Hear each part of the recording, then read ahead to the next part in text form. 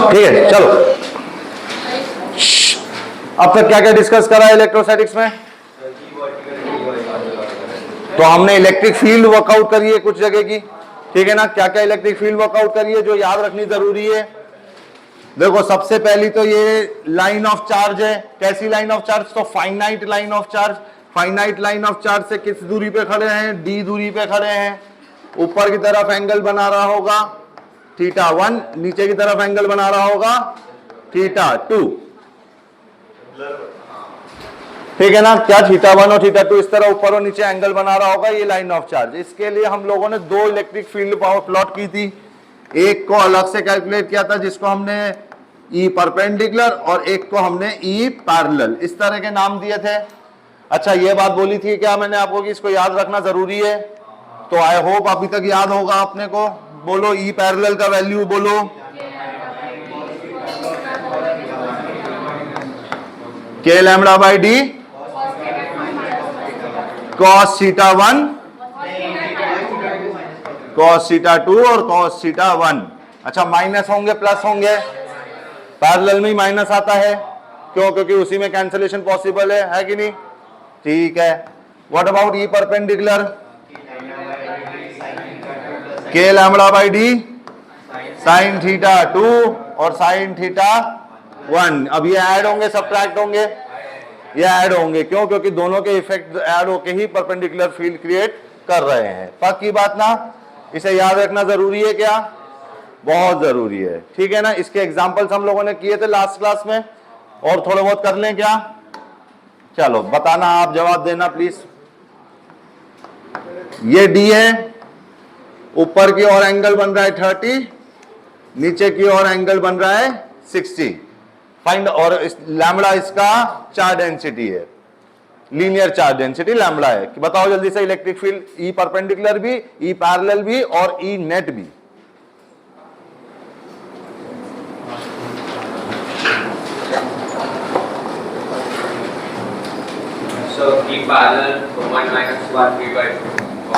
एक मिनट, हाँ बोल। ई पैरेलल के लैम्बडा बाई डी और ब्रैकेट में क्या क्या ब्रैकेट में √3 - 1/2। भाई ई पैरेलल बोल रहा है √3 - 1/2, सही है क्या? हाँ, इस बात एक बात समझा। ई पैरेलल का मतलब क्या? पैरेलल डायरेक्शन में होना चाहिए। अब या तो ऊपर या फिर नीचे। चार्ज कहां ज्यादा है, ऊपर या नीचे? तो इलेक्ट्रिक फील्ड आनी चाहिए थी ऊपर ही। तो yes, the answer would have to be positive. क्यों भाई? नीचे ज्यादा है ना चार्ज, इलेक्ट्रिक फील्ड कुल मिला के आनी चाहिए ऊपर, ई पैरेलल वाली पार्ट। और अब ई परपेंडिकुलर बता दे फिर, के लैम्बडा बाई डी। हाँ, अब ये √3 + 1/2। हाँ या ना? अगर इसको जे कैप बोलो तो इसको क्या बोलोगे? आई कैप बोलोगे कि नहीं बोलोगे? और ई नेट की बारी आई तो ई नेट कितना होगा बोलो? ई नेट हो जाएगा के लैम्बडा बाई डी ब्रैकेट में √3 + 1/2 आई कैप में, और √3 - 1/2 जे कैप में। सही चाहिए बात? सही है ये बात? इसका मॉड की बात करी जाए तो कितना इसका मॉड? के लैम्बडा बाई डी, फिर अंडर रूट में इसका स्क्वायर प्लस इसका स्क्वायर। अच्छा, एक 2 कॉमन ले लूं क्या बाहर? ले लिया, चलो। √3 + 1 का होल स्क्वायर और √3 - 1 का होल स्क्वायर। क्या आने वाली है इसकी वैल्यू? इसका पहला टर्म 3, इसका दूसरा लास्ट टर्म 1 बन गया 4। ये इधर भी जिंदा रहेगा और ऐड ही होगा, तो 4 + 4 बन गया 8। और मिडिल टर्म इसका 2√3 और इसका मिडिल टर्म -2√3, वो कैंसल हो जाएगा। यानी कि इसका बच्चा 4 और इसका बच्चा 4 मिलके बना 8। 8 का रूट होता है 2√2, और फाइनल आंसर अपना आ जाएगा 2 से 2 तो कैंसल। तो फाइनल आंसर √2 के लैम्बडा बाय डी। हाँ, ई पैरेलल का डायरेक्शन, ई पैरेलल का मेन इंपॉर्टेंटली पहले तो पैरेलल में होगा। अब तेरे को बस ये डिसाइड करना है या तो ऊपर या नीचे। अब अगर चार्ज बेटा ज्यादा नीचे होगा तो इलेक्ट्रिक फील्ड ऊपर की तरफ आनी चाहिए ना, क्योंकि वो जीत गई है, ये दोनों एक दूसरे को अपोज कर रहे हैं पैरेलल में। जीता कौन? जहां पे चार्ज ज्यादा है, तो इसलिए इलेक्ट्रिक फील्ड ऊपर की ओर आई। ऐसे देख ले तू।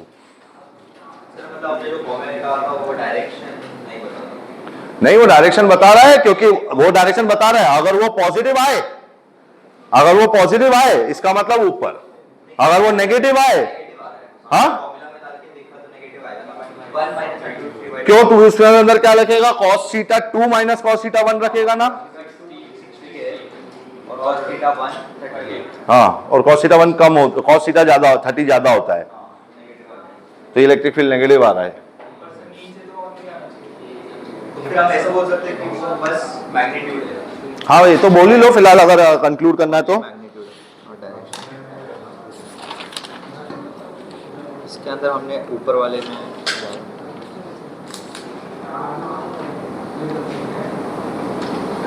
ये ऑर्डर कंफर्म है, कंफर्म था ना? ये शायद ठीक है। जो हमने केस किया था उसके अंदर ऊपर ज्यादा था मटेरियल, नीचे कम था। इससे हमने थीटा 1 थीटा 2 लिया, हमने थोड़ी मालूम किया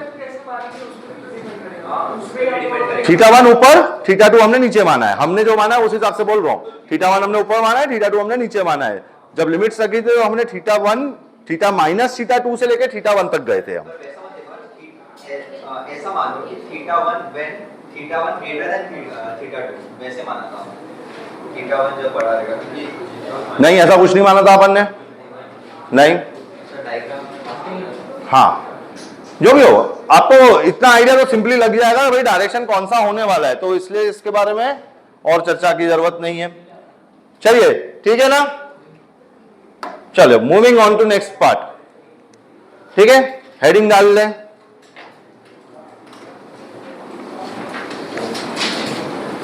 electric field due to a hollow sphere.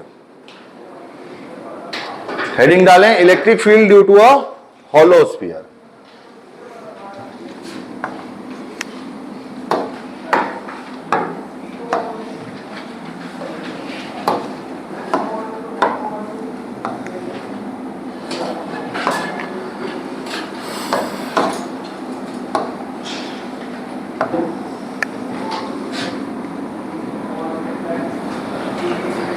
भैया ये होलो स्फीयर है और इस होलो स्फीयर के ऊपर मैंने चार्ज रखा हुआ है Q। ठीक है ना, Q अमाउंट का चार्ज रखा हुआ है मैंने इस होलो स्फीयर के ऊपर, जिसका रेडियस, अगर रेडियस देखने जाए ना तो R है रेडियस। अगर रेडियस देखें तो कितना है? R।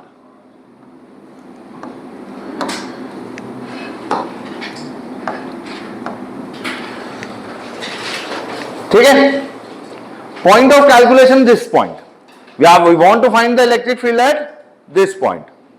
अच्छा, एक चीज इसके लिए आपको पता होनी चाहिए थी, याद होनी चाहिए थी, क्या पता है?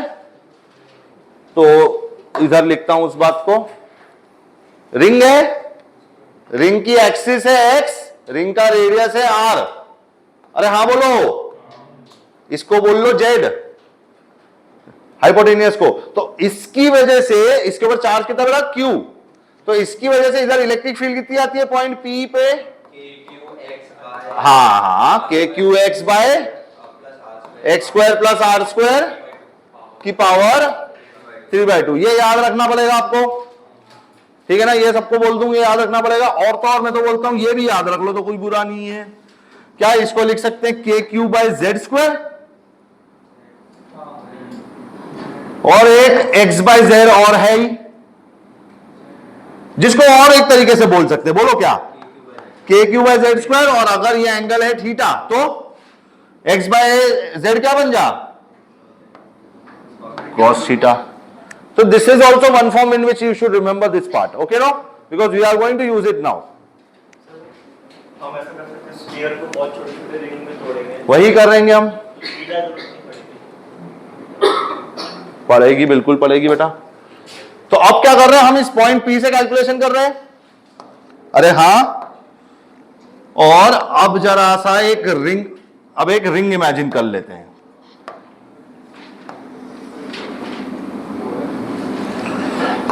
ठीक है ना एवरीवन, ध्यान से सुनना।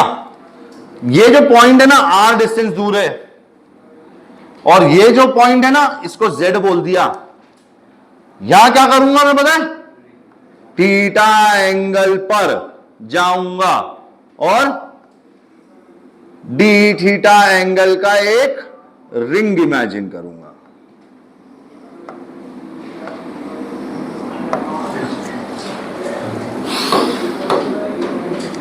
क्या? डी थीटा का एक रिंग इमेजिन करूंगा। अब इस रिंग की वजह से इलेक्ट्रिक फील्ड तो पता है ना मुझे, इस पॉइंट पी पे, इस रिंग की वजह से पॉइंट पी पर इलेक्ट्रिक फील्ड पता है ना मुझे, और ऐसे ही सारी रिंग की वजह से इलेक्ट्रिक फील्ड को मैं जोड़ लूंगा। ठीक है ना? दो चीज की जरूरत है इसके लिए। क्या देखो क्यों जरूरत है, पहले तो वो सोचो।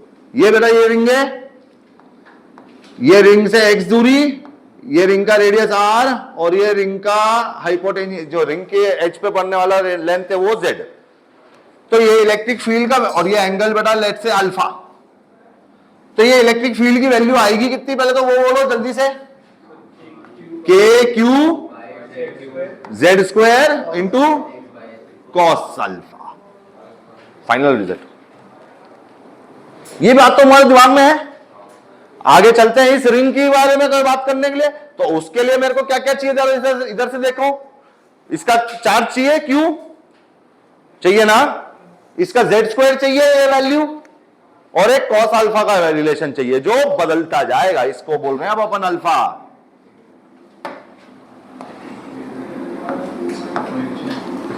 इसको बोल दिया थीटा, उसको बोल दिया अल्फा, इसको बोल दिया डी थीटा, है ना? इसको क्या बोला, डी थीटा।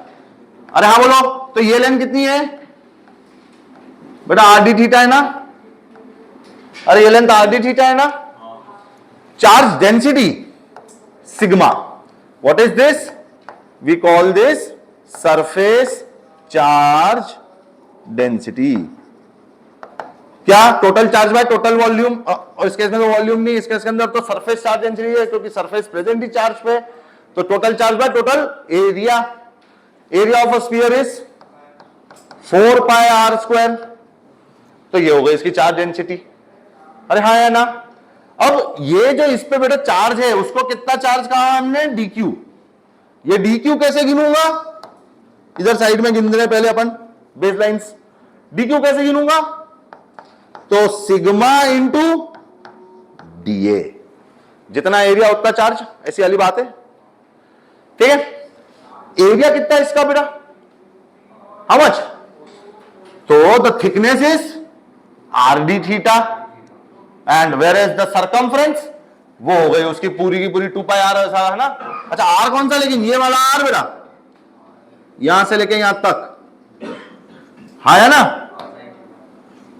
यानी कि आर का साइन थीटा, ये वैल्यू को कहेंगे अपन आर का साइन थीटा। ये सुनो, ये इधर इतना लिखूंगा ना तो कुछ कुछ हो जाएगा, बाकी तो तुमको समझना है इस बात को अब। ठीक है ना? तो ये वैल्यू कितनी बेटा, आर साइन थीटा।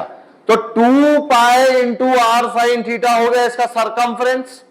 उसको अगर मैंने मल्टीप्लाई कर दिया इसकी थिकनेस से, तो बेसिकली इसके ऐसे नहीं देख सकते, एक रेक्टेंगुलर स्ट्रिप है जिसकी length 2 pi r sine theta और जिसकी ब्रेथ आर डी थीटा। तो लिख दो जरा जा इस बात को प्लीज। सिग्मा कितना, तो q upon 4 pi r square.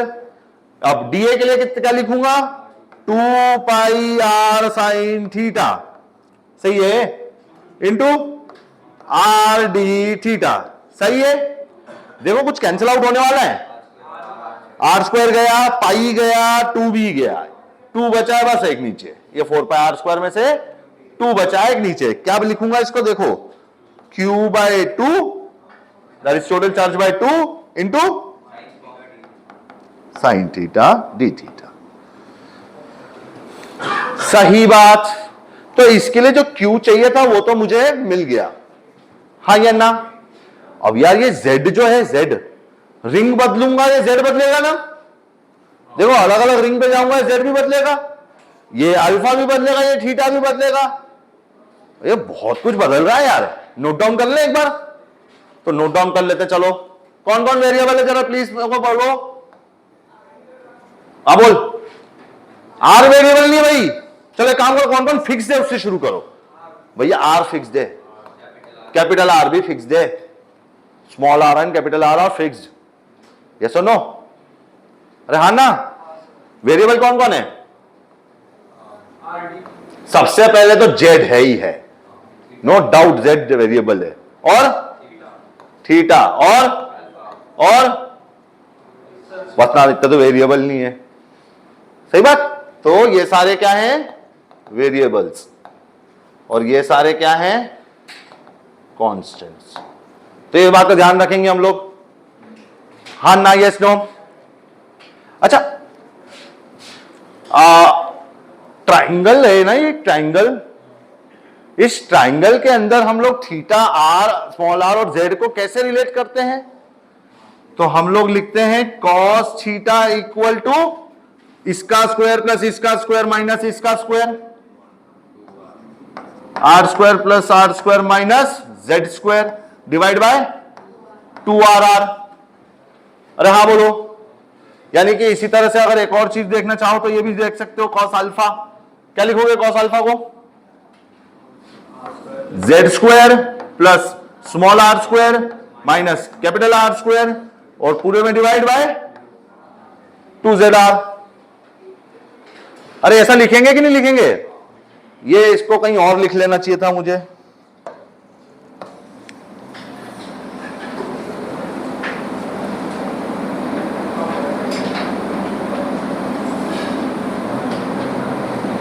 ठीक है ना?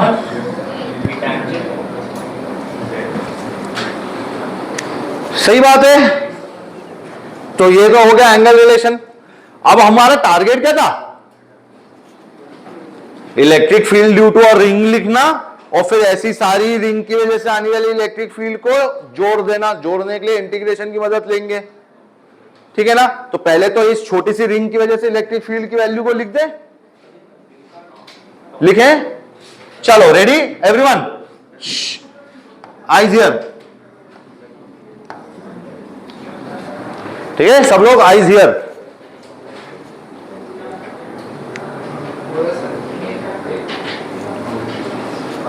ठीक है, चलिए तो इलेक्ट्रिक फील्ड का वैल्यू बोलो। वो रहा ऊपर कितना? के, अब इस बार क्यू नहीं डी क्यू, और जेड तो जेड ही है, भले बदल रहा हो, रहा है ना, और into cos alpha.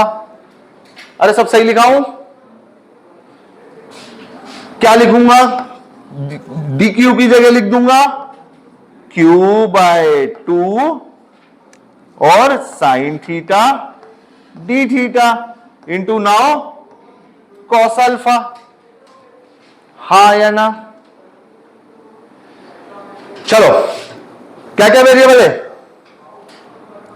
Alpha theta and Z. तीनों वेरिएबल जब तक एक वेरिएबल में नहीं कन्वर्ट हो जाते तब तक इंटीग्रेशन करना मुमकिन नहीं होगा। तो इन सबको एक ही वेरिएबल में लेके जाना पड़ेगा। एक काम करते हैं, टारगेट बनाते हैं, एक वेरिएबल डिसाइड करो। मैं बोलता हूं चलो z, let's go with z, let's go with z. No alpha no theta, इस बार जेड के टर्म्स में चलते हैं, अल्फा को भी थीटा के टर्म्स में कन्वर्ट करते हैं, ठीक है ना?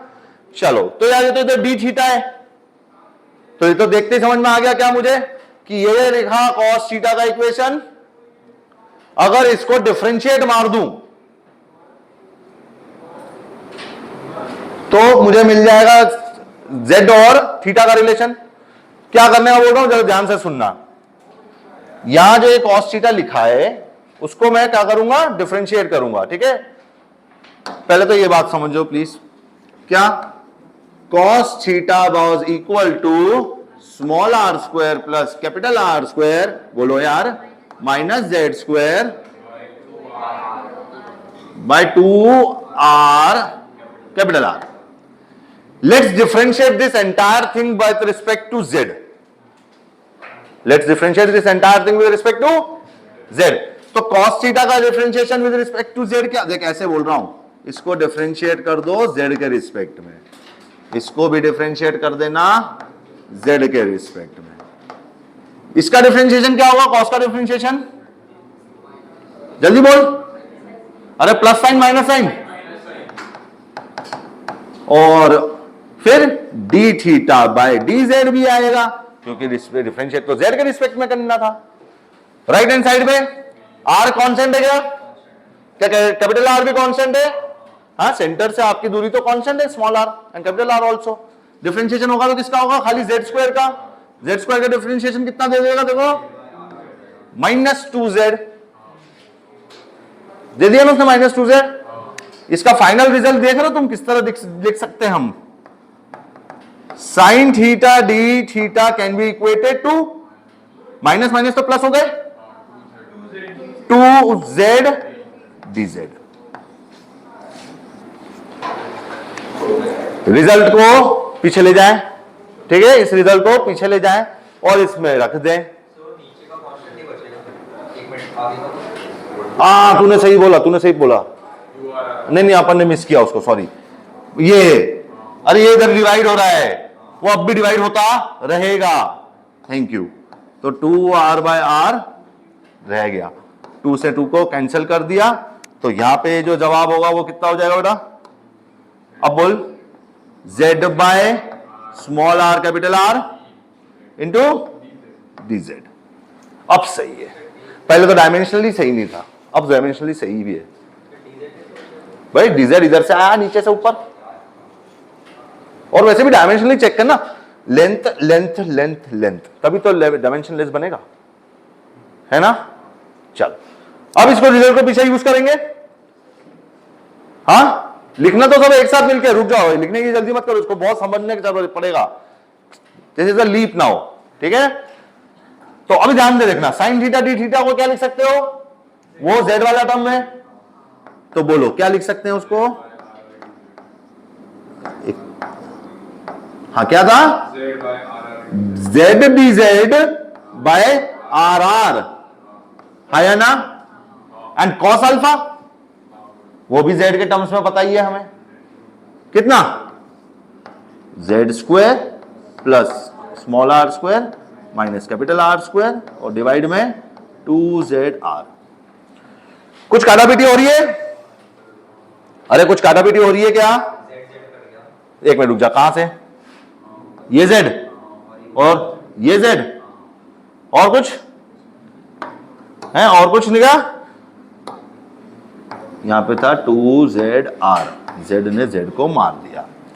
अरे और कोई कैंसिलेशन देख लो जल्दी से। All good. जो भी कांस्टेंट है उसको साइड में बुला लूं। चलो, कौन कौन है? k है, q है, 2 है, z स्क्वायर तो बिल्कुल नहीं है, स्मॉल r है, कैपिटल R है, स्मॉल r 2 बार है, बस ना? सही है ना? ये z स्क्वायर से लड़ाई करने वाला है, हाथों हाथ करा देते हैं। 2 भी है क्या? 2 बार है, 2 भी 2 बार है, पॉइंट बना दो, है ना? ये कहां गया? ये z स्क्वायर को अंदर लड़ाई करा दूं तो ये क्या बन जाएगा?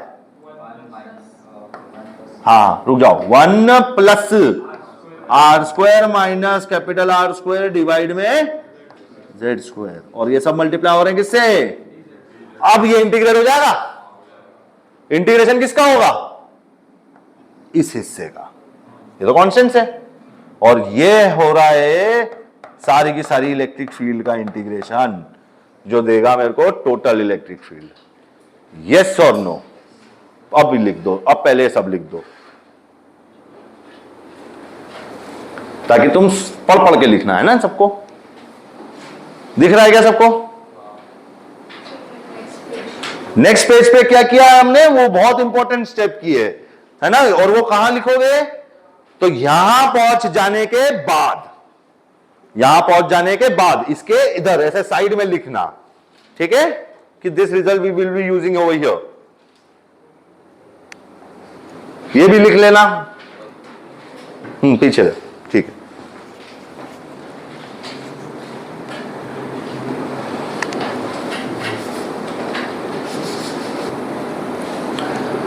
चलो ठीक है,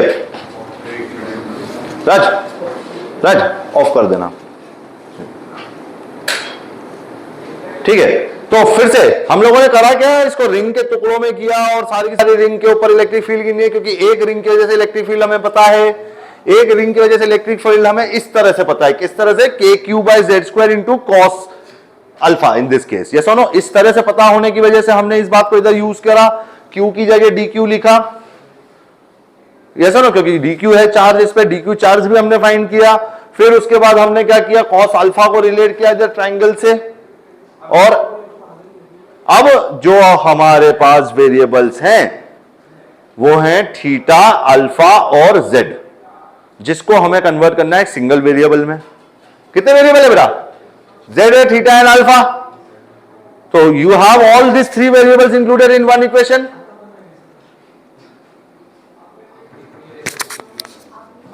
कैसे नहीं दिख रहा? ऐसा हो होगा? चलो ठीक है, छोड़ो, थोड़ा सा आंख, थोड़े से अपनी आंख तेज करो सब लोग, ठीक है। अब इधर ध्यान दो, क्या किया हमने बेटा, साइन थीटा डी थीटा जो दिखा है ना इधर, finish sign theta d theta जो इधर लिखा है ना, उसको जेड में लेके गए। कैसे जेड में लेके गए? ऐसे, ये है थीटा और जेड का रिलेशन, तो इसको डिफरेंशिएट किया, यहां दिख गया डी थीटा, वहां मिल गया डी जेड, और वो आपस में रिलेट हो गए। वो रिलेशन हमने इधर अप्लाई कर दिया। दूसरा, कॉस अल्फा अपने आप में एक जेड से रिलेशन क्रिएट कर रहा है ट्रायंगल थियरी के हिसाब से, वो भी इधर अप्लाई कर दी। Now we have everything in terms of Z, जिसको थोड़ा सा कट पीट करके ऐसे सिंप्लीफाइड फॉर्म में लिखा। अब इसका इंटीग्रेशन आसान है क्या? हाँ, लिखा नहीं था? अरे भैया देखो, अब इसका इंटीग्रेशन देखो खाली इधर, क्या ये इंटीग्रेशन आसान है? क्यों? क्योंकि ये है डीजेड, डीजेड का इंटीग्रेशन क्या, और ये क्या 1 बाय जेड स्क्वायर है, उसका इंटीग्रेशन क्या, -1 बाय जेड। जैसा ना जेड की पावर -2 लिखा है, तो एक पावर बढ़ाओ, -2 को -1 कर दो, उसी -1 से डिवाइड कर दो, है ना। क्या लिखा है वो, जेड की पावर -2 लिखा है, उसका इंटीग्रेशन क्या होगा, एक पावर बढ़ेगा, एक पावर उसी पावर से डिवाइड होगा, जेड की पावर -2 बन जाएगा, जेड की पावर -1, फिर डिवाइड में -1, that is nothing but -1 by z. लिखे इस रिजल्ट को, तो ये हो गया k q by 4 r² r into बोल जेड प्लस या माइनस कर दूं, सीधा माइनस ही कर दूं, तो माइनस बाय जेड और ऊपर small r² by capital R²।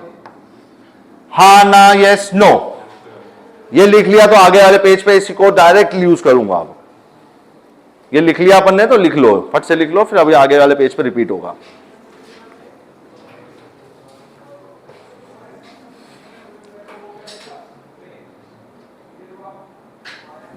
ये dz बेटा अंदर गया, इंटीग्रेशन dz का z देता है, ये है dz अपॉन जेड स्क्वायर, उसका इंटीग्रेशन -1 बाय जेड देता है, और वो लिखा है अपन ने उधर।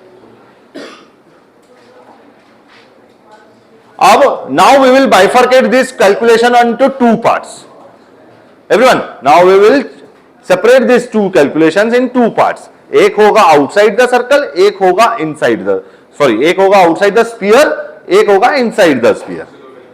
हाँ, उसकी 2 अलग अलग कैलकुलेशन देखेंगे हम, देखेंगे क्या? चलो, तो पहले तो इन्हें बुला लो।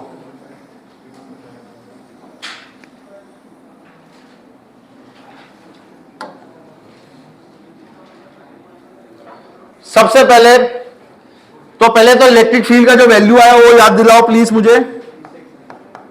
अरे याद दिलाओ, k q by 4 r² r into z minus r² minus r², small r पहले और फिर डिवाइड में z। अब बाहर का कैलकुलेशन पहले कर रहा हूं, पहले we will be checking for outside the sphere. Let's check it for outside the sphere. अगर आउटसाइड द स्फीयर जा रहे हैं तो अब इसकी लिमिट्स डालनी है अब हमें। अब लिमिट्स कहां से कहां शुरू हो रही है, तो पहली रिंग कहां है, यहां है, that is small r minus capital R। Starting कहां से हो रही है, small r minus capital R से, और एंड कहां होगा, ये पहली रिंग ये है, यहां है ना, that is small r minus capital R पे, और फाइनल रिंग कहां है, इधर है, यानी कि small r plus capital R तक। रखें इस वैल्यू को इसके अंदर, डालें इस लिमिट्स को, तो क्या मिला देख, के Q upon 4r² r। Z के अंदर अगर इसको रखोगे, अब देखो ये थोड़ा सा फास्ट से और ओरल कैलकुलेशन करूंगा, या फिर चलो छोड़ा अवॉइड करता हूं। पहले रखा r प्लस r,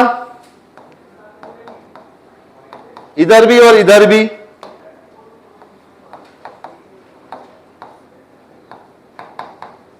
अरे हाँ ना, तो ये हो गया तुम्हारा पहला टर्म, है या ना, ये हो गया पहला टर्म।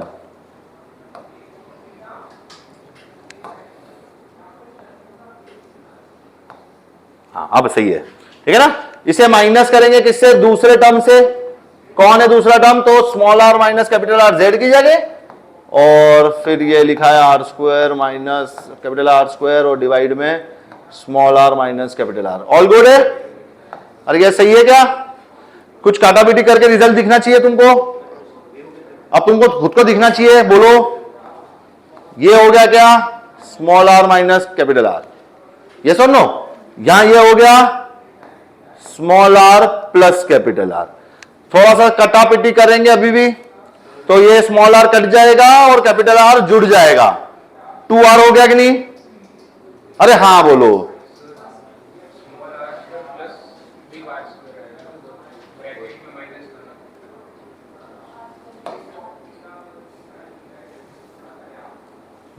माइनस के बाद ही था small r² minus capital R²,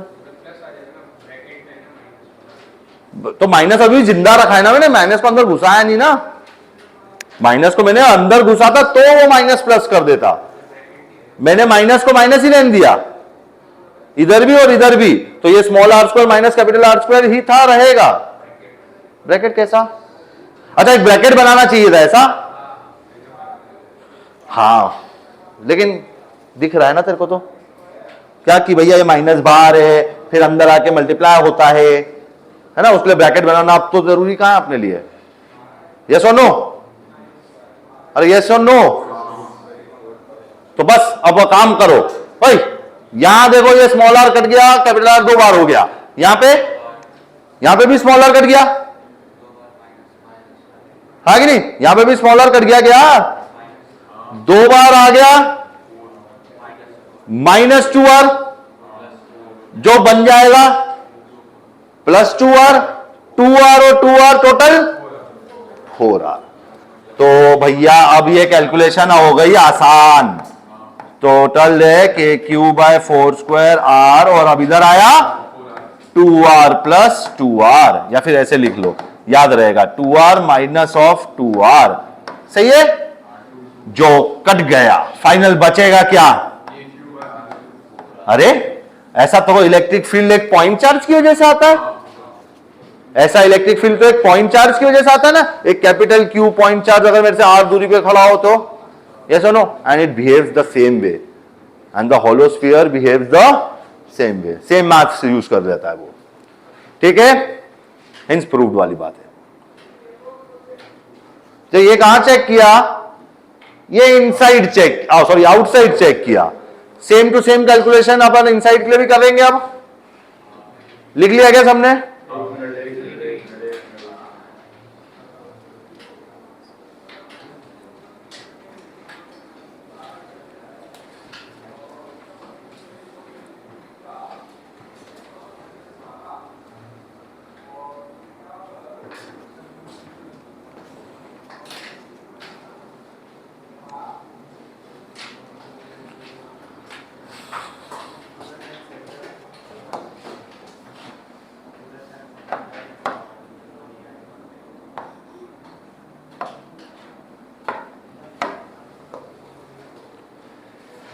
everyone done, let's move to inside the sphere।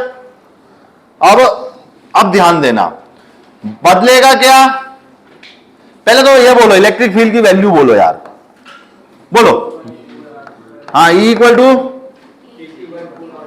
के क्यू बाय 4 R, ये छोटा वाला, और मल्टीप्लाई में कैपिटल वाला एक क्या, और फिर इधर Z माइनस छोटा r² minus capital R² divide में Z, और कुछ नहीं।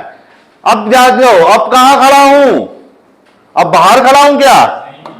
नहीं। अब अरे यार,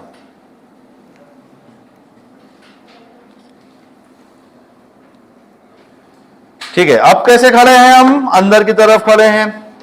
ये रहा वो स्पीयर। लेट से कहां खड़े हैं? लेट से इधर खड़े। लेट से सेंटर से ये दूरी है आर। लेट से क्या है ही, हमने डिफाइन ही वो क्या है स्मॉल आर को। स्मॉल आर क्या है? तो distance from centre to the point. ठीक है, तो ये है बेटा तेरा स्मॉल आर। सबसे पहली शुरुआत कहां से करेगा? इधर से। ये कितनी दूरी पे है? Capital are minus small r. और यहां से लेके यहां तक तो जाएंगे capital r plus small r तक। और आए थे कहां से? Capital are minus small r से। अब लिमिट डाल लेंगे इसके अंदर। आंसर बोल रहा है क्या तू? आंसर 0 आएगा। तो k q by 4 r square r limit डालना है। अब थोड़ा फास्ट डालेंगे। एक बार आर प्लस आर डाला और एक बार माइनस करके आर प्लस आर डाला, तो क्या कैपिटल आर कैंसिल हो गया? जेड में दिस माइनस दिस करेंगे ना, तो वो कैपिटल आर मर गया। स्मॉल आर 2 बार हो गया, तो ये हो गया 2r। अब उधर की बारी। अब माइनस में है जो भी है, r square minus capital are square divide में एक बार जेड रखा था आर प्लस आर, और एक बार रखेंगे small are square minus capital are square divide में capital are minus small R. सही बात है ना बेटा?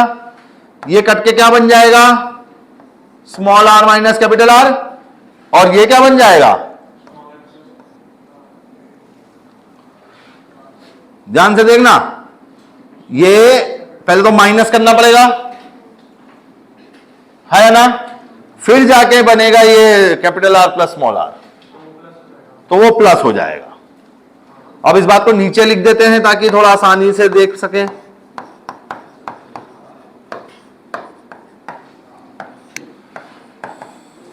क्या इधर क्या जवाब आएगा? अगर पहले तो माइनस ने प्लस कर दिया तब जाके ये capital are square minus small are square हो गया, और फिर कट गया तब बचा क्या? Plus small r plus small r plus capital r. सही बात ना बेटा? फिर आर ने आर को मार दिया, फिर ये सारी की सारी वैल्यू 4r आ गई। क्या इस बार तो 2r से 2r ही कट गया, तो इस बार ये वैल्यू आ गई 0। अच्छा, जितना भी डेरिवेशन किया ये सिर्फ और सिर्फ एक बार करा है, दोबारा नहीं करेंगे। अब इसके बाद हम लोग सिर्फ इस वैल्यू को याद रखेंगे। क्या? Electric field inside a hollow sphere is 0। इस बात को याद रखेंगे हम, इसके डेरिवेशन का कोई यूज नहीं करेंगे, नहीं है ये, ठीक है? लेकिन ये इसको फैक्ट को याद रखना पड़ेगा। क्या?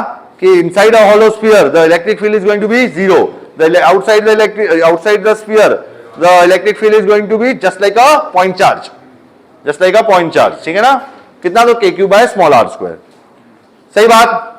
करो, डन करो इसको।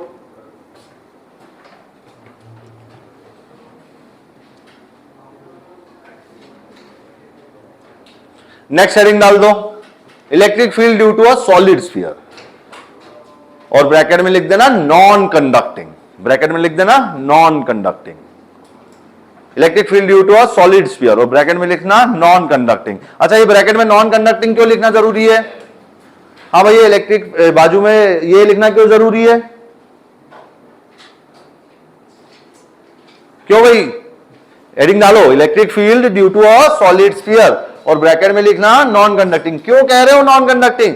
क्योंकि अगर कंडक्टिंग होता, अगर कंडक्टिंग होता मतलब अगर वो मेटल होता, तो मेटल तो चार्ज को फ्लो करना अलाउ करता है। तुम अंदर चार्ज रखोगे तो वो एक दूसरे को रिपेल करके नहीं आ जाएंगे सरफेस पे।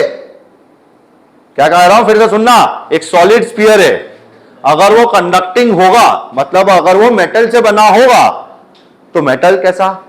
हर एक एटम के पास इलेक्ट्रॉन, फ्री इलेक्ट्रॉन वो भी, लूज बाउंड इलेक्ट्रॉन वो भी।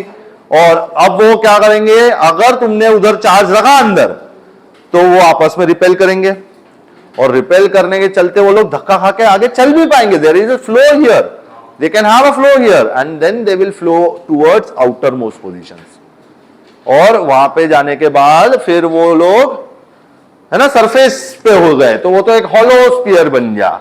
इसीलिए नॉन कंडक्टर जैसे कि वुड और प्लास्टिक ये सब जगह आप रख सकते हो अंदर चार्ज, है ना, और इधर रहेंगे. तो क्वेश्चन में सॉलिड कंडक्टिंग स्फीयर आया तो हम होलो स्फीयर मानेंगे. बिल्कुल मानना पड़ेगा, मानना चाहिए आपको ना. ये थोड़ा सा पार्ट हम लोग इलेक्ट्रोस्टैटिक्स 2 में देखेंगे, लेकिन अभी फिलहाल के ही ये बात को समझना जरूरी है. ऐसा होता है ना. कैसा मेटल के अंदर चार्ज रखना पॉसिबल नहीं है ऐसा, ठीक है ना. चलो डाल दी हेडिंग. अब ध्यान से, पहले तो ये रहा स्फीयर. कई क्या रेडियस का, आर रेडियस का. अरे अब इधर सुनना, सुनो सुनो सुनो. एक पॉइंट है पी, अंदर अंदर एक पॉइंट है पी, उस पे गिनना है मेरे को इलेक्ट्रिक फील्ड, ठीक है ना. कैसे क्या करूं बताओ जरा.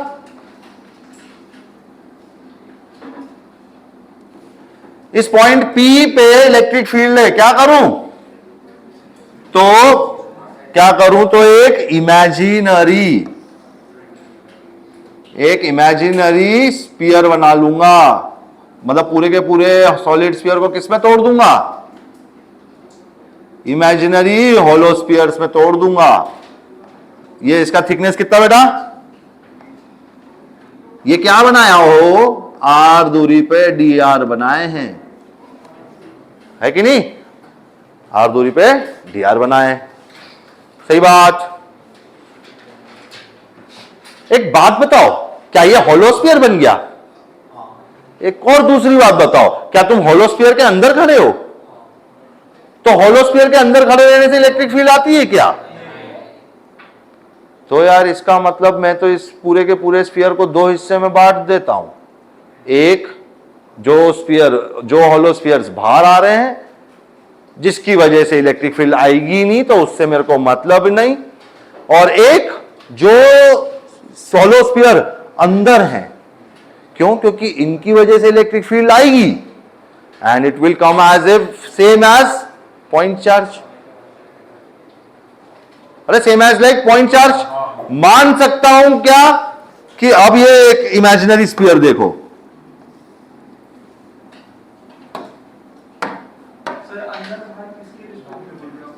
पॉइंट ऑफ कैलकुलेशन के रिस्पेक्ट में बोल रहा हूं. कोई तो पॉइंट होगा बेटा जिसके अंदर बाहर होंगे. हाँ वो मैंने पी माना इधर. और अब इधर क्या कर रहे हैं देख, इधर यहां जो चार्ज है खड़ा, वो ऐसा मान लेंगे ना कि वो यहां नहीं इधर सेंटर पे बैठा है. मान सकते हैं कि नहीं, होलोस्फीयर के लिए चीज मान सकते हैं कि नहीं, क्या कि वो उधर नहीं बैठ के कहां बैठा है, सेंटर पे. तो यार ऐसे तो हर कोई अंदर ही बैठा है, यानी कि total charge which is residing inside this is responsible to create electric field at point P. अब इस बात को इस तरह लिखो, क्या electric field at point P is because of electric field because of hollow sphere, है कि नहीं, इनसाइड स्फीयर, है ना, inside sphere, hollow spheres that are inside the sphere and this R is less than R of P. Basically ऐसा क्या कि वो point of spheres R P की डिस्टेंस से अंदर है ना. ये देख आर पी ज्यादा है, मतलब पी स्टैंडिंग आउट और होलो स्फीयर्स आर इनसाइड. और एक होगा electric field because of the hollow sphere जिसमें आपने सॉलिड स्फीयर को तोड़ा है ना. ऑब्वियसली इनसाइड द स्फीयर ही होंगे सब, लेकिन इसके अंदर जो तुम्हारा आर है वो कैसा होगा, आरपी से ज्यादा होगा. यस और no. So this will behave like a hollow sphere which is outside, so inside it will create no electric field, whereas this will behave like a point charge. Yes और no? तो इसीलिए जब हमको net electric field at point P निकालना पड़ेगा तो क्या करना पड़ेगा? सारे के सारे चार्ज जहां सेंटर में बैठे हैं वो देख लेना है, यानी कि टोटल चार्ज कितना बैठा है वो देख लेना है। यस और नो? और अब वो चार्ज अंदर कितना बैठा है वो देखने के लिए बेटा क्या करेंगे? तो चार्ज डेंसिटी डिफाइन करेंगे। इस बार ये कैसी charge density? Volumetric charge density, जिसको शॉर्ट में ही चार्ज डेंसिटी ही बोलेंगे। वो तो सरफेस और लीनियर को अलग से बताना पड़ता है, बाकी इसको बताने की जरूरत नहीं है। ये चार्ज डेंसिटी है, क्या है? तो total charge by total volume. हमने जो पॉइंट चार्ज बोला था सॉलिड स्फीयर को, वो ऐसे ही माना था ना? सॉलिड को नहीं, हॉलो को। अच्छा, फिर ऐसे क्या क्या सारे हॉलो स्फीयर्स का सारे हॉलो स्फीयर का चार्ज सेंटर पे बैठा दिया, सारे के सारे हॉलो स्फीयर का चार्ज अंदर बैठा दिया है सेंटर पे, है ना? इसको स्टेटमेंट की तरह ऐड करना है तो कर लो। All the charges on hollow spheres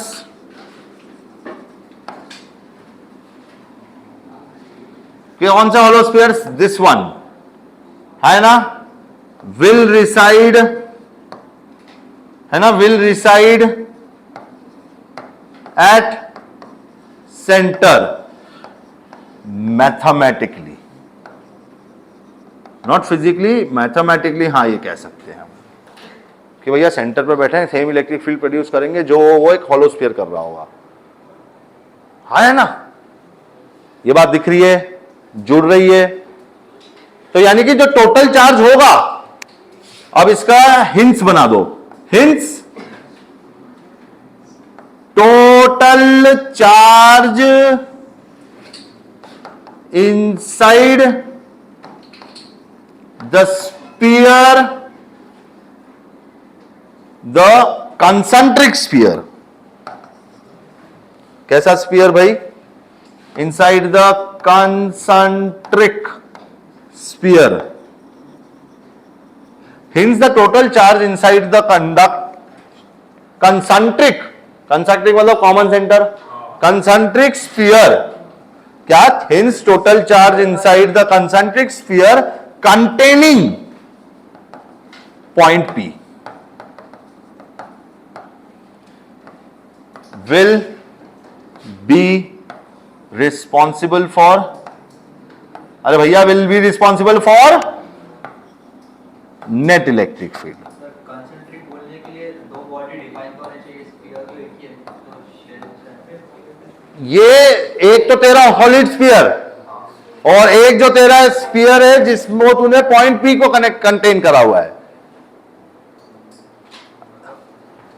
कौन सा कंसेंट्रिक स्फीयर भाई? कंटेनिंग पॉइंट पी वाला, और एक आपका सॉलिड स्फीयर जो बड़ा वाला। सही है? अरे हाँ, है ना? अब इसके अंदर चार्ज कितना? तो जितना वॉल्यूम उतना चार्ज। हाँ बोलो। तो अब डायरेक्ट बोलेंगे इस बात को अपन, ठीक है ना? Ready everyone? That is electric field कहां कैलकुलेट हो रही है बेटा? Inside, means small r is less than capital r, is going to be k into q enclosed. ऐसे बोलो, बोल सकते हैं क्या? K इंटू क्यू एनक्लोज्ड, मतलब उसके अंदर आने वाला, डिवाइड में क्या? दूरी, that is not nothing but small are square. सही है? अब बताओ क्यू एनक्लोज को क्या लिखोगे? क्यू एनक्लोज को लिखोगे उधर का वॉल्यूम इंटू डेंसिटी। वॉल्यूम कितना? अरे बोलो वॉल्यूम कितना? 4/3 पाई स्मॉल आर क्यूब। और सरफेस चार्ज डेंसिटी कितनी बेटा? सॉरी, वॉल्यूमेट्रिक चार्ज डेंसिटी कितनी? रॉ, उससे मल्टीप्लाई कर दिया, हो गया कि नहीं charge enclose? Divide by small are square. अब इस के को भी कुछ लिख सकते हैं, पता है तुमको? हाँ, 1/4 पाई एप्सिलॉन नॉट। यस और नो? क्या कट गया? 4 पाई कट गया, क्या बच गया? Rho R by epsilon naught, 3 epsilon naught, 3 भी एक, rho R by 3 epsilon not.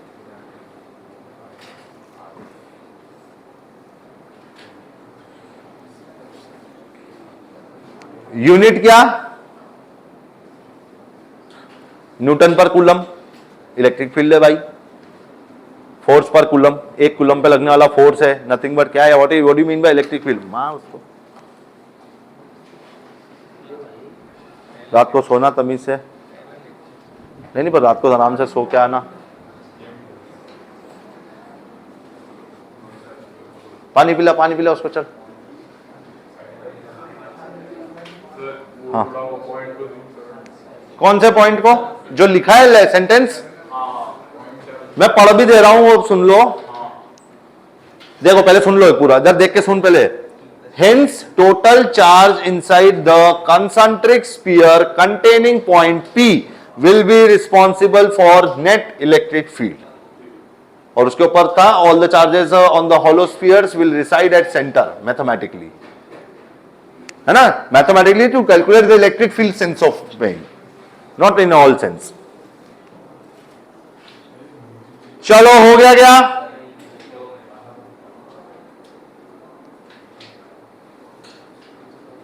कितना आया इलेक्ट्रिक फील्ड अंदर? Epsilon r by 3 epsilon not.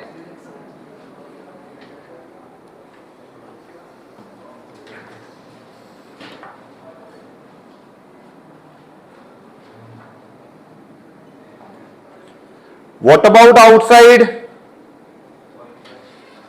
Outside पे तो वो बिहेव कर रहा है, फिर से वही बात, सारे के सारे होलो स्फीयर बना के इकट्ठे हो गए सेंटर पे, तो सारा का सारा टोटल क्यू चार्ज बन गया एक पॉइंट चार्ज। यस और नो? तो वो वैल्यू तो और सिंपल है आउटसाइड, कितनी? K q by small are square. अच्छा, इसको और एक तरीके से लिख सकते हैं भाई, रॉ को लिख दो उसके फॉर्म में। हाँ तो क्या? बोल मैं लिख रहा हूं, Q 4/3 pi capital R cube into 3 times epsilon not. अरे हाँ है ना? देख कालाबिटी करूं क्या? अब ध्यान दे, 4 पाई एप्सिलॉन नॉट बन गया के, तो ये वैल्यू हुई बेटा कितनी? के क्यू आर डिवाइड में कैपिटल आर का क्यूब। याद करने में नीचे वाली आसान है, लेकिन ऊपर वाली पूछ लेते हैं। ऊपर वाली भी याद कर लो, 2 मिनट की बात है। रो आर बाय 3 एप्सिलॉन नॉट हो गई याद? वो चैंपियन है क्या? अरे हमको चैंपियन है क्या, ऐसे ही याद हो जाता है? नहीं है तो होना पड़ेगा, याद तो करना पड़ेगा। कितना याद किया? तो rho R by 3 epsilon naught. What is electric field inside a hollow sphere और solid sphere? Rho R by 3 epsilon not.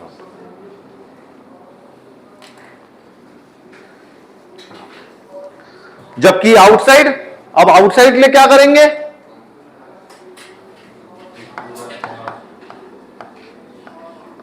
Outside में तो सारे के सारे चार्ज एनक्लोज है कि नहीं है?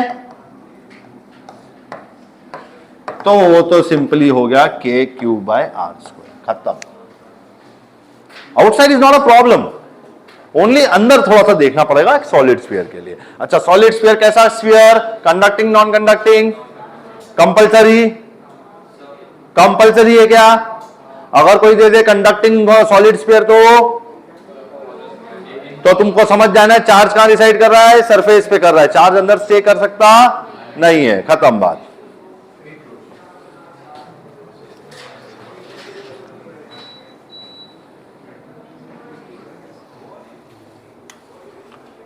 चले कुछ क्वेश्चन से शुरू करने से पहले थोड़े ग्राफ्स डिस्कस करेंगे। Let's plot the graph here now.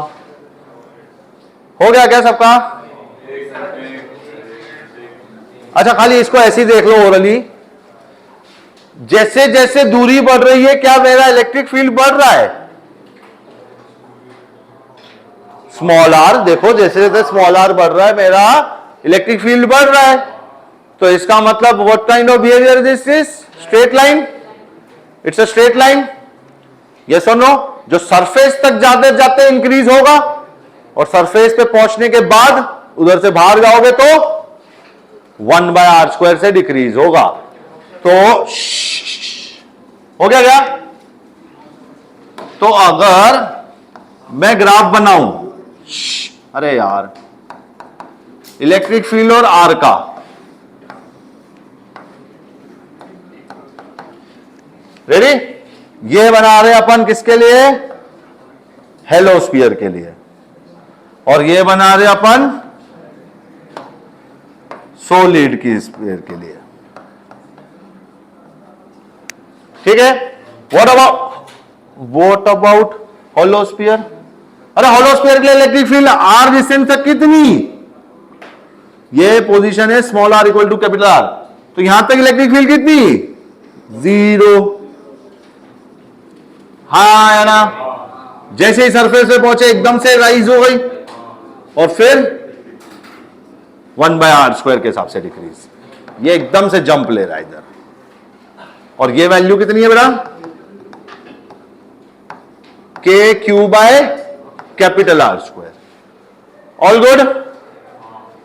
आ जाए हॉलो पे, सॉलिड पे। सॉलिड में क्या हो रहा है? सॉलिड में R equal to capital R तक में क्या हुआ? तो ये वैल्यू लीनियरली इंक्रीज हुई और उसके बाद एकदम से, ये फंक्शंस की तरह की बात है, ठीक है ना, कि भैया यहां से लेके यहां तक में ये वैल्यू इस तरह से बिहेव कर रही है और यहां से बाहर निकलते ही एकदम अब्रप्टली ऐसा बिहेवियर। ये सुन लो, तो इसलिए हमने इसको अलग अलग केस करके स्टडी किया था।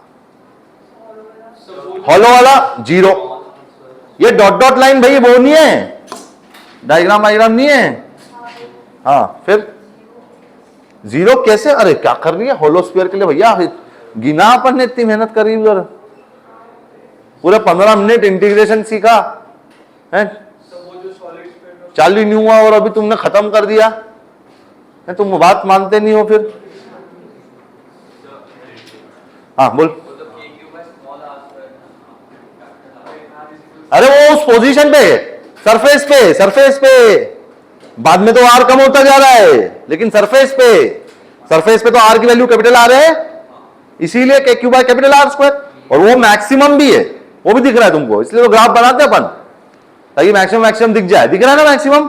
क्या सरफेस में रहता है मैक्सिमम इलेक्ट्रिक फील्ड, इधर भी और इधर भी, दोनों ही केस में कहां मिलता है maximum electric field? At the surface.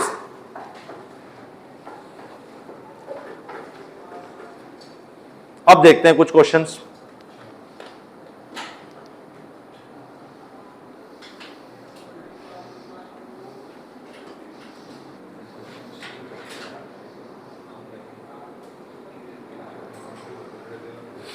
चलो हटाऊंगा इसको।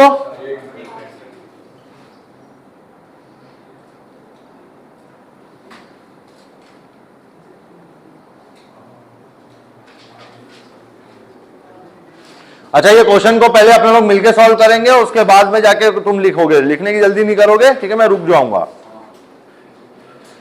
हटा रहा हूं मैं इसको अब।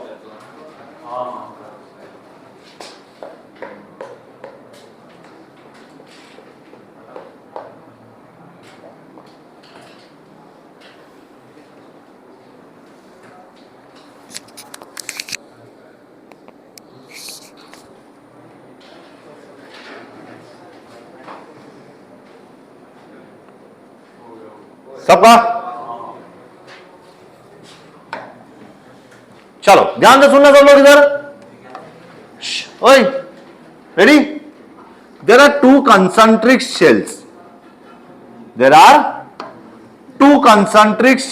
one of radius A and another one of radius B. The first shell has charge Q1, the another shell has charge Q2. ये जो भी मैंने बोला वो ड्रॉ करके तुम समझ पाए? लिखने की जरूरत नहीं है। क्या क्या बोला? दो कंसंट्रिक शेल है, वो लिखना पड़ेगा। देख के थोड़ी पता चलेगा कि शेल है कि क्या है, तो वो बात जरूर लिखो। क्या है? टू कंसंट्रिक शेल्स है ना, ऑफ एक पे चार्ज Q1 है, एक पे चार्ज Q2 है, वो जानकारी हमारे लिए काफी है, अच्छी है, काम आएगी। ठीक है ना, रेडी? ये पॉइंट्स देख लो, A, B, C। Find electric field at point A and B and C। A पे 0, इलेक्ट्रिक फील्ड एट A कितनी बना, दोनों हॉलोस्फीयर के अंदर है, तो इसकी इलेक्ट्रिक फील्ड तो होगी ही नहीं। What about B? तो B के ऊपर इलेक्ट्रिक फील्ड Q2 की वजह से नहीं होगी, Q1 की वजह से होगी, तो कितनी होगी, KQ/R²। कितना, KQ1 या Q2? Q1, KQ1/R²। And obviously I know what R is greater than A. Yes or no? Less than B. Obviously, yes or no? R is between A and B. What about electric field at C? बोल KQ1 plus Q2 divided by R. अब दोनों का दोनों charge की वजह से आएगी electric field, and both of them will behave like a point charge. बाकी बात लिख देंगे इसको अपन। हाँ बोल। हाँ, पॉइंट ऑफ कैलकुलेशन तक, सेंटर से पॉइंट ऑफ कैलकुलेशन तक। हाँ, सेंटर से P पॉइंट तक। हाँ, जैसे कि सेंटर से A पॉइंट तक, सेंटर से B पॉइंट तक, ऐसा सब। ऑब्वियसली ये बात क्लियर है क्या, कि जब एक ही बात चली, ओए, जब एक ही बात चली तब जो R है मेरा वो लेस देन A भी है, बाद में A से B के बीच में है, और लास्टली R B से भी बड़ा है, ऐसा मतलब है इसका। हाँ या ना, हो या नहीं? चलो नेक्स्ट, चले अगले में।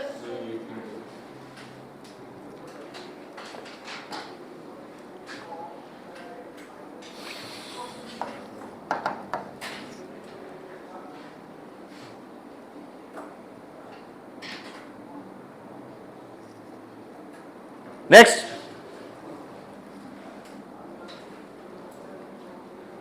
तू थोड़ा तेज लिखना शुरू कर, है ना, बुक को आराम करने दे, क्यों उसका वजन उठा के खड़ा है? हाँ, बुक को आराम करने दे। चलो नेक्स्ट,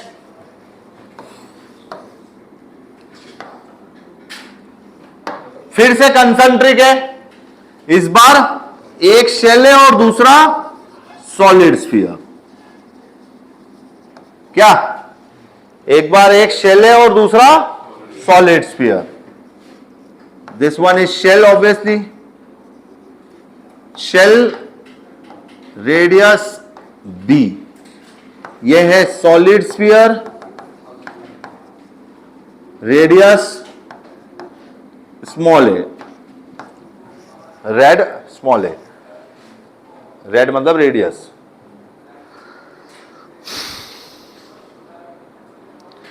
हो गया, लिख लिया।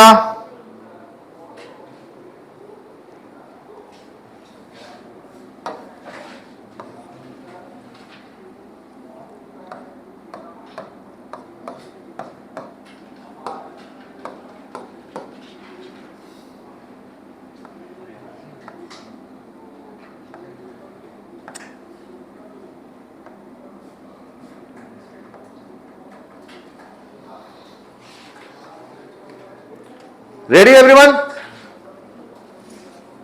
इस पर है चार्ज Q1, इस पर है चार्ज Q2। अरे अरे, एक और इंफॉर्मेशन लिखना रह गई। This is what, NC, non conducting. तो कोई वो शक मत डालना अपने दिमाग में कि भैया ये बताएगा कि या क्वेश्चन, मेरा तो मानो कि यार कि अपन जो प्रैक्टिस क्वेश्चन करते ना, उसके अंदर वो ना भी बताए ना, तो अपनी अक्ल को अपने पास रखना कि ऐसा पूछने नहीं आएगा वो कि सॉलिड कंडक्टिंग स्फीयर का इलेक्ट्रिक फील्ड बताओ, तुम बोल दोगे 0। मत ऐसी जाना, वो मान लेना कि भाई सॉलिड स्फीयर की बात चल रही है, नॉन कंडक्टिंग ही होगा, ऐसा मान लेना प्लीज। ठीक है, चलो इधर बोल दिया मैंने नॉन कंडक्टिंग है, ऑल गुड। अब ध्यान देना प्लीज एवरीवन, यहां से यहां तक R1, यहां से यहां तक R2, यहां से यहां तक R3, find electric point, electric field eight R1, R2 and R3। एक मिनट, यही तो सबसे मुश्किल था। हाँ भाई, ए पे KQ1 R1 बाय, ये R का वैल्यू दिया है हमको A क्यूब, ए दिया है ना बेटा, तो रेडियस दिया है, तो यानी कि डिवाइड में A क्यूब, सही है। उसके बाद electric field at point b बोलो, KQ1 by A square, because it will behave like a point charge. The Q1 will behave like a point charge, does not get affected by Q2. That's all, no? अरे ये पूरा का पूरा Q1 charge एक point charge की तरह behave करके मेरे को नहीं इलेक्ट्रिक फील्ड प्रोवाइड कर रहा R2 दूरी पे। ओ एक मिनट रुको, हाँ नहीं A स्क्वायर नहीं आएगा, R स्क्वायर आएगा, R2 का स्क्वायर आएगा, है ना। इनसाइड वाला पॉइंट बी पे गिन रहा हूं, पूरा का पूरा चार्ज सेंटर में बैठा मान सकता हूं, और पॉइंट चार्ज से R2 दूरी पे खड़ा हूं, तो इलेक्ट्रिक फील्ड कितनी आएगी, KQ1 बाय R2 का स्क्वायर। हाँ बोलो, फिर नेक्स्ट लास्ट पॉइंट कौन सा, electric field at point C, बोलो KQ1 प्लस Q2 डिवाइड में R3 का स्क्वायर। अरे हाँ बोल लो, ठीक है ना, सबका आंसर मैच है, जल्दी से जल्दी लिख दो, खत्म करेंगे इसको। क्या क्या क्या, ए वाला क्या है, सॉलिड स्फीयर के अंदर खड़ा हूं R1 दूरी पे, तो उसके लिए फॉर्मूला क्या आएगा, KQ अपॉन x, नहीं सॉरी क्या आएगा, KQ स्मॉल r डिवाइड में कैपिटल R का क्यूब, वही तो लिखा हूं। सॉलिड के लिए हाँ, अंदर का रेडियस है, बाहर का रेडियस R, बाहर का रेडियस B। क्या दिक्कत, कहाँ है फॉर्म, ये कहाँ है, इसमें टर्म लिखा, तो उसके टर्म में भी तो लिखा था। ये देख, इधर देख, लिख, अभी लिख,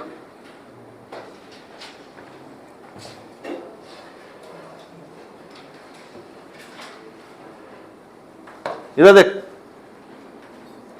ये दो चीज ऐड कर फट से। अरे एवरीवन, ये भैया ये तरीका याद रखना है ना, क्यू के टर्म्स में जवाब देना और सरफेस चार्ज डेंसिटी के वॉल्यूम चार्ज डेंसिटी के टर्म्स में जवाब देना है, दोनों चीज काम आती है। एक है आपकी rho r by 3 epsilon naught, और एक है आपका KQ r by capital R का क्यूब। से लिख लिया, चलो आगे चले। अब जरा सा क्वेश्चन को जरा से एकदम हल्का सा हार्ड करेंगे, ठीक है, रेडी हो, अरे रेडी हो, चलो क्वेश्चन है,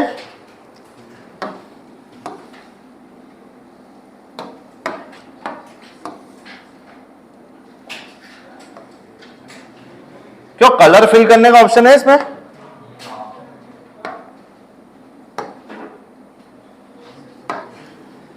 ध्यान देना प्लीज।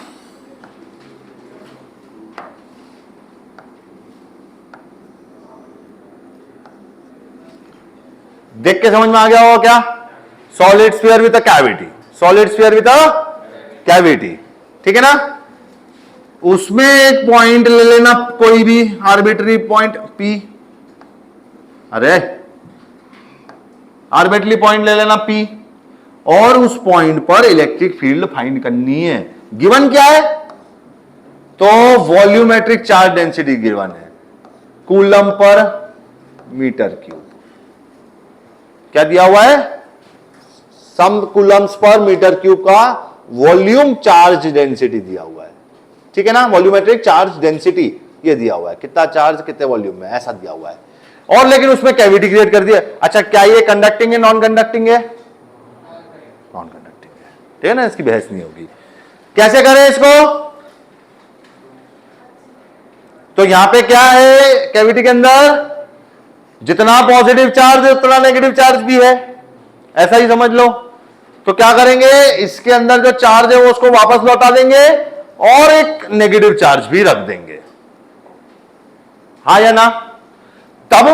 तब ये बन जाएगा एक complete hollow sphere and with a negative charge sphere. Sir उसका कुछ लेना पड़ेगा ना कि वो पॉइंट कितना दूर है कौन से सेंटर से। बोला ना सेंटर टू सेंटर दूरी आर है, पॉइंट हाँ आर्बिट्री पॉइंट का बेटा वो आर्बिट्री पॉइंट तुम्हारी इच्छा है, जीरो रहेगा फिर। ठीक है। काम करो, ब्रेक।